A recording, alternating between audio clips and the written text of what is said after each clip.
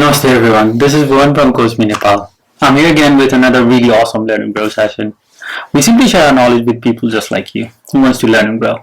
We share NLP tools and techniques with you, or other tools for self-improvement, or management and productivity tools with you to help you effectively master and design your life. Design your life in a way that truly empowers your future. And if these sound awesome to you, simply hit that button. Just click that button down there right now. We'll then be able to regularly share similar amazing videos with you. Today we're going to talk about NLP and influence. I'll gladly discuss some NLP concepts I learned as a NLP master practitioner, and also some concepts I learned from my friends and colleagues. So let's get started. I'm actually super excited to be sharing this video with you today, because we'll again be discussing NLP. Well, to be precisely accurate, we will simply talk about NLP and influence. NLP has actually proven to effectively improve our social skills, and using these improved social skills, we can truly and ethically influence people around us. You can even win more arguments if that is important for you. Astoundingly, a prestigious research institute in its study in 2019 found that on an average, people who actually use at least one NLP method win 30% more arguments.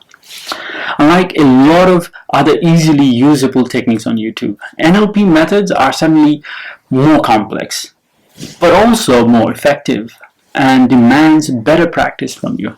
It's not something you can simply apply and use easily. Well, I would at least definitely say a lot of NLP methods require plenty of practice. However, NLP and influence is an absolutely interesting area to examine for me, and I truly hope for you too. I'm actually sharing this video with you hoping that you will really find this interesting and empowering at the same time. NLP actually contains a number of powerful and useful methods and techniques. These methods are powerful because they can be used to truly change your mindset, your way of thinking, or simply change how you respond to what happens around you. As you already know, neuro means our brain, linguistic is our language, and programming is actually what we intend to do with our influence. With influence, we actually use our language, our words and phrases, or tone of voice to strengthen our conversation. We use our language patterns and tonalities to drive our conversations to the goals we truly want. When we are having conversations, we actually follow the conversation, adapt to it, and go along with it. Or we effectively lead the conversation, we drive it, like when we ask specific questions or even making specific gestures. Now, both of these play important roles, and they both carry different tones and body languages. If you only and simply want to keep up with the conversation, you can focus on things like mirroring body language, matching our volume with the other person, or even trying to actually match our conversation speed or facial language. If you're keeping up with the conversation with these tricks, you'll definitely come across as someone that is truly likable. But influence is about leading the other person to a specific destination, leading our conversation to a desired outcome.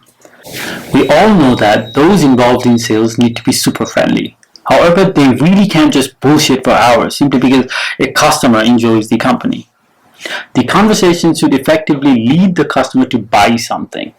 Some salespeople certainly come on too strong, and we actually notice their desperation. Then the conversation feels awkward, or not really as smooth anymore. Once we notice their tricks and desperation, this can actually hurt a lot of sales. NLP can boldly and beautifully resolve this issue. How? Okay, let's discuss some methods you can promptly and effectively use that can truly help you out here. Knowing these methods and tricks can also actually help you avoid being manipulated by unethical sales executives.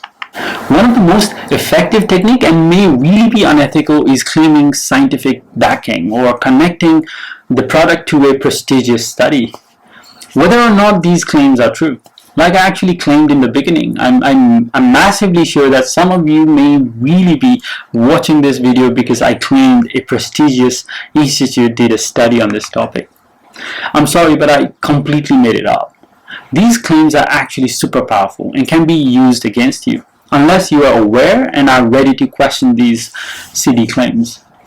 You can maybe find an ethical way of using this tool yourself too. I would strongly advise you not to lie though, not to lie to anyone. When studies like these are mentioned, people usually do not even think of questioning the claim. If you really mention studies, correctly refer to the real ones, then they can certainly be ethical and truly powerful. Another method is effectively using negative commands. You can actually use negative commands in specific situations to create an opposite thought in the other person. Like when we're actually told not to think of purple elephant, we intuitively start thinking of exactly that. This suddenly happens all over the world, regardless of what culture you may try this in. I could actually tell you not to make a decision to buy my product hastily, and that could really encourage you to immediately make a decision. It is simply like the purple elephant trick. Different words but same trick. If you logically pay good attention, negative commands can effectively be used in many different ways. Let's look at another potentially good example.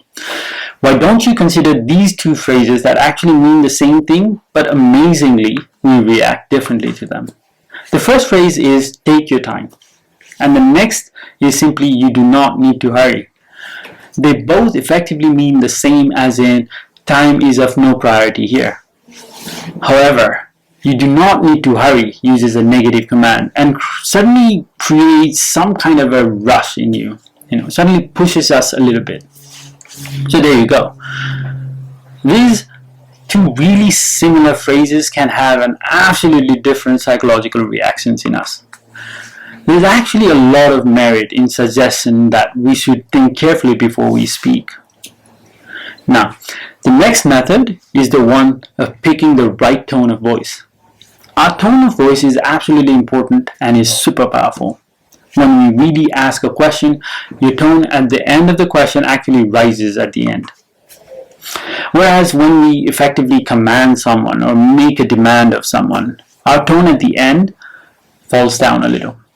So when we question, it moves up at the end, and when we make demands, it comes down at the end.